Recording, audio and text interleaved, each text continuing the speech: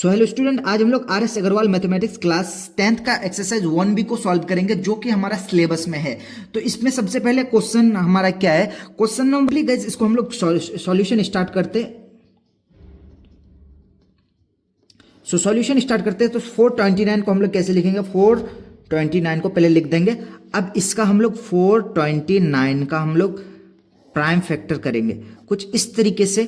सो अगर 2 का टेबल से तो नहीं जा रहा क्योंकि लास्ट में 3 आ रहा है ना, लास्ट में 9 आ रहा है, तो ये तो 2 का टेबल से नहीं जाएगा। सो इसको 3 का टेबल से चल जाएगा। 3 का टेबल से डिविजिबिलिटी रूल कैसे टेस्ट करते हैं, सारा नंबर को जोड़ दीजिए। 9 2 11 11 4 15 यानी 15 3 का टेबल में आ रहा है, यानी ये हमारा 3 का टेबल से कट जाएगा। सो 3 का टेबल से हम लोग कितना बार में कटेंगे, 3 1 जा 3 और ये 3 1 जा 3 किए तो इसके पास एक बचा, एक उधर चल जाएगा तो 12 हो जाएगा। 3 4 जा 12 और 3 3 जा 9। अब देखिए ये हमारा 4 का टेबल से भी नहीं कट रहा, 5 का टेबल से भी नहीं कट रहा, 7 का टेबल से भी नहीं कट रहा और 9 का टेबल से भी नहीं कट रहा है। 3 आ रहा लास्ट में लेकिन 9 का टेबल से नहीं कट रहा, इसलिए हम लोग 11 का टेबल से इसको काटेंगे। सो 11 1 जा 11 हो गया और हमारा 3 जो है 11 हो गया और इसके पास 3 बचा हुआ है तो ये 3 उधर चला जाएगा तो 11 3 जा 33। अब 13 1 जा 13। अब इसको एज इस टाइप से 3 इंटू 11 इंटू 13। अब आपको एक बात बता दें कि जब भी बोर्ड में आप आंसर लिख के आए उसको इस टाइप से एक रेक्टेंगुलर बॉक्स में डाल दे तो सो दैट कि आपका आंसर सही से विजिबल हो। सो ये हो गया हमारा आंसर। आई होप कि आपको समझ में आया होगा। सो अभी हम लोग क्वेश्चन नंबर 2 को सॉल्व करेंगे। क्वेश्चन नंबर 2 सेम क्वेश्चन है, express each of the following as a product of prime factor. So 5 0 0 5 ये हो गया। अब इसको सिंपली कैसे करेंगे, 5 0 0 5। तो ये देखिए ये लास्ट में 5 आ रहा था, ये 5 का टेबल से डायरेक्टली कट जाएगा। सो 5 1 जा 5, ये 0 0 5 1 जा 5।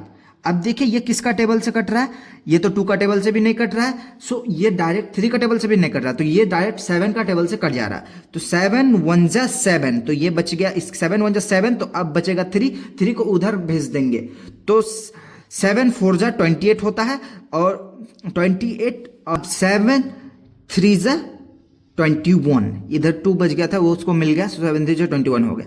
अब इसको काटते हैं। सो अब इस 7 8 का टेबल से भी नहीं कट रहा है, सो अब ये कट रहा है 11 का टेबल से। तो 11 का टेबल को हम लोग कितना बार पढ़ेंगे, 11 1 जा 11 और इसके पास बचा है 3, तो 3 11 3 जा 33 और 13 1 जा 13 ये हो गया। सो इसको कैसे लिखेंगे, सॉल्यूशन